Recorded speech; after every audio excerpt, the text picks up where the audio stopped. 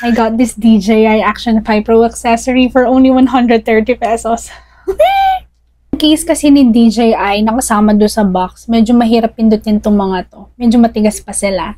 Gusto ko agad ko napipindot and gusto ko yung parang camera style siya. May nakakuha akong mga attachments na pwede na siyang gawing camera. Ayan sila. Didikit natin. Itong mount niya.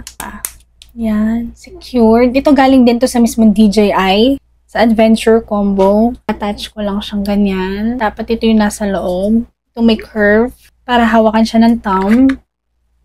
Ayan. Then, I have this little thing. Para i-secure lang yung handle.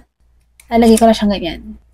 Cute! Then, syempre kailangan natin yung pang-click dito.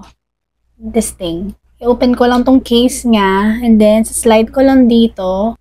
Ito. And then, yun na yun. Yay! I can use it as a camera na talaga. At diba, madali na akong kumuha ng mga film. And sturdy siya. Quality yung material niya. Hindi naman siya natatanggal. So, mas madali na siyang gamitin na sa camera talaga. Okay, try natin. Oh, naklik agad. Let's try. Recording! So cute!